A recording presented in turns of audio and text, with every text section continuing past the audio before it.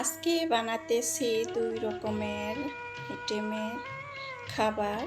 এক হচ্ছে গরুর মাংসের কাবাব, যাকে বলে চপ কি বড়া। আমরা ভাত দিয়ে খাবো, পোলাও দিয়ে খাবো না। এইখানে হচ্ছে নিরামিষ কাঁঠাল বিচি, পেঁপে আর ডাল দিয়ে। অনেক মজা হয় এইভাবে রান্না করলে, খেয়ে দেখতে পারো রান্না করে। নিরামিষটা আমি অনেক যত্ন করে রান্না করেছি অনেক দিন পর। এইভাবে রান্না করলে রুটি দিয়ে অনেক কিছু দিয়ে খাওয়া যায়, ভালো লাগে খাইতে। মুড়ি দিয়েও খাওয়া যায়, খাইতে চাইলে অনেক কিছু দিয়ে খাওয়া যায়। এখানে আমি ডাল ভিজিয়ে নিয়েছিলাম আর গরু মাংস ছোটো ছোটো করে কেটে সিদ্ধ দিছি, কাঁচামরিচ দিছি, পেঁয়াজ মশলা যা যা লাগে আর কি সব মশলা দিছি, আদা রসুন জিরা বাটা সব কিছুই আর কি, গরম মশলা সব কিছু দিয়ে দিছি। এখানে সেদ্ধ বসিয়ে দিছি রাইস কুকারে। এইদিকে আমার নিরামিষ রান্নাটা হয়ে গেছে। এখন যে একটু বাগার দিয়ে নেব, তা এখানে আমি রসুন দেওয়ার কথা ভুলে গেছিলাম। এখন রসুনটা দিয়ে দিছি, সিদ্ধ হবে ওই পাশে।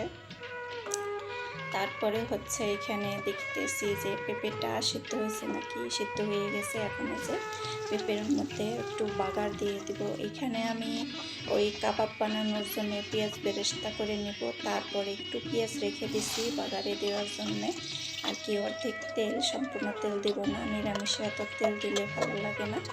এত দেখো ওই যে অনেকটা সুন্দর সফট হয়ে গেছে, নরম সিদ্ধ হয়ে একদম মানে নরম হয়ে গেছে। তো আমি ব্লেন্ড করে নিচ্ছি, ব্লেন্ড করা ছাড়া ভালো হইতো না। এখানে দুইটা ব্রেড পিস ছিল, ওইটা একটু পানিতে ভিজিয়ে দিয়ে দিছি, আর কিছু কাঁচামরিচ দিছি, বেসন দিছি আর পেঁয়াজ বেরেস্তা, একটা ডিম। এখন ভালো করে মাখাবো, মাখিয়ে চটকে চটকে মাখাতে হবে। সুন্দর করে মাখানো হয়ে গেলে সুন্দর শেপ দিয়ে দিব, চপ আকারের শেপগুলা দিয়ে দিব সুন্দর করে।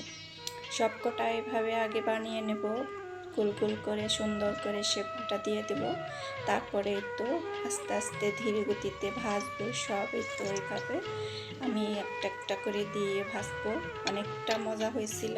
এই চপগুলা তো ভাত দিয়েও খাওয়া যায়, পোলাও দিয়েও খাওয়া যায়, অনেকভাবেই খাওয়া যায়। আবার কেউ খালিও খাইতে পারে সস দিয়ে, অনেক অসাধারণ লাগে। দেখতে দেখতে ভাজা হয়ে গেল। এই তো ভাজা হয়ে গেছে, সুন্দর করে ভাজাটা হইল, লাল লাল করে ভাইজে নিছি। আর যতগুলা ছিল আবারও ভাজছি, ভাজা উঠিয়ে নিছি। এখন এই যে পরিবেশন করার পালা। এই পর্যন্ত যে যে আমার সাথে আছো একটা লাইক দিও, ভিডিওটা ভালো লাগলে। এই তো এখন ভেঙে দেখাইতেছি কেমন হয়েছে, সুন্দর হয়েছে। আজকে এই পর্যন্ত।